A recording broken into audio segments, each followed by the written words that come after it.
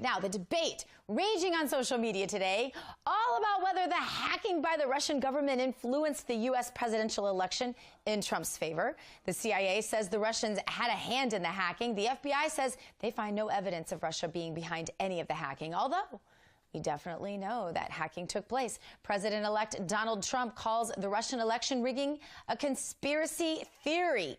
But let's check in with Barry Nussbaum to see what he has to say about it. Barry, good to see you.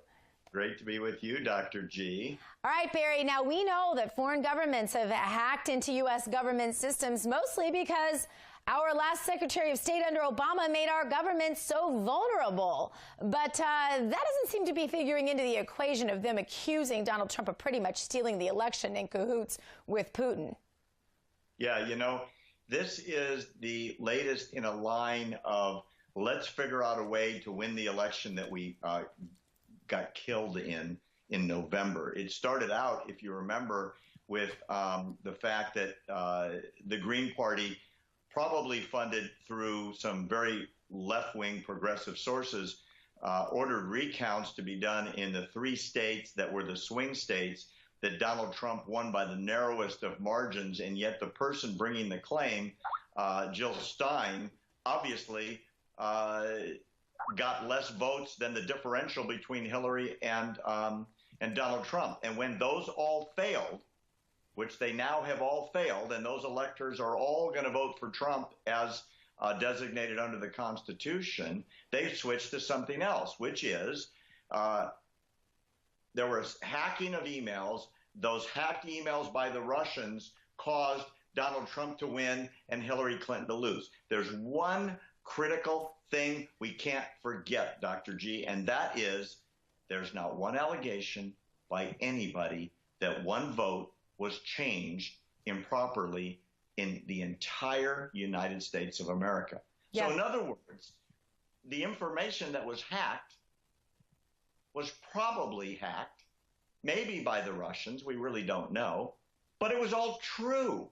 And that's the thing that people seem to not want to talk about. Right. Well, they're trying to paint a picture, Barry, of this cozy relationship with Putin, that President-elect Trump said decent things about Putin during the election, that now he's appointed Tillerman, who we know has a really good relationship with Mr. Putin. But, you know, Curtis in my control room made what I thought was a brilliant statement. In the last regime, if you will, Obama's administration, we were all supposed to make friends, remember, with all of the radical Islamic extremists. We were, in fact, the goal of NASA, instead of exploring space or whatever it is NASA was supposed to do initially, their new mission statement out of Obama was they were supposed to go make friends with Muslim nations. So if we can be friends with people who actually are killing us on our soil, why can't we then have a healthy rapport for purposes of negotiation with Putin? Well, many statesmen for several hundred years have written that you don't negotiate with and you don't make peace with your friends. You negotiate and make peace with your enemies. And if there's any sort of dialogue that's open, chances are that's better than no dialogue. But the big thing that's missing here in the mainstream media, which is really pathetic in my opinion, is that none of this information that has come out, and most of it was published, by the way, by WikiLeaks, and WikiLeaks has said on dozens of occasions, it's not the Russians. We have the sources. It's not the Russians. None of that information has been disputed as invalid. So there's 2 key issues. Number one, the information that got leaked that maybe affected some votes was true stuff. It was true things that were horrible, that made Hillary look bad, because it should have made her look bad, because a lot of the stuff was illegal, like fixing the primaries so Bernie would win, like leaking questions in the debate to Donna Brazile, who then told Hillary the questions that were coming hours in advance so she could be prepared. Things like 33,000 emails on an insecure server in an apartment in Colorado that are now all over the world and everybody's read them. Nobody's disputing the truth of that. They're just saying it's not a good thing that we get hacked, and we all agree about that. But the second thing we can't forget, Dr. Gina, is not one single vote in America has been accused of being moved illegally or being canceled or being changed. The election was not screwed up. Everybody got to vote that should have voted. And if anything, the recounts of the last several weeks, done at millions of dollars of expense, have proven that. Right, but Barry, how do you answer people who say, look, Hillary got more votes, more of the popular vote. We all know that.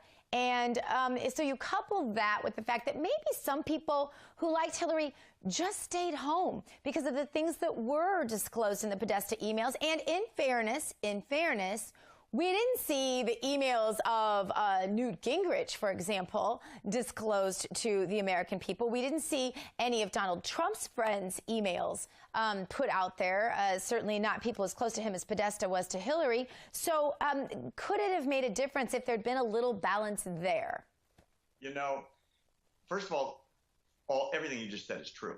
The reality is that truth, whatever the source, gives people more power as a voter to be more informed. The more informed any American voter can be is better for America. It's better for our democracy. It's better for the preservation of the republic and the participation of the electorate. So I'm in favor of that, number one. Number two, as Julian Assange has said, he is no fan of the Republican Party. He's a libertarian. And he believes that everybody should have information to all the information. The reality is, with all the hacking going on, and there's a lot of it, the Chinese, the Bulgarians, the Azerbaijanis, the Iranians, there's hundreds of millions of dollars being spent constantly. There just wasn't that much good information on Trump other than the stuff we already knew. And it didn't take a hacker to put it on the news. It just took Billy Bush's old tapes to put it on the news, or Donald Trump's Twitter account to be published. So in terms of what was out there, the bad stuff on Trump was out there, Dr. G. The stuff, and it was ugly, and it was inappropriate, and it was socially awkward in many cases, and I don't condone the really bad stuff, believe me. However, having said that, it wasn't criminal. The stuff with Hillary is go to jail, criminal. Yeah. And people at the end, I think, really sat down and said, do I want to put that kind of person in the White House? And maybe that's why so many registered Dems stayed home in November. Okay, I want to ask you one more question, and we have very, very little time, literally like 30 seconds, Barry. But I have a lot of people saying to me, that President-elect Trump better get back in Obama's face right here and now, or they're going to keep bullying him. What do you think about that? You know, I don't have any worries that Trump can stand up to Obama or anybody else, Gina. Tell your friends not to worry. You can tell by the people he's appointed, it's a whole new game. Whole new game. All right. That is Barry Nussbaum. Thank you so much for being with us, Barry. Coming up next, our rapid fire round.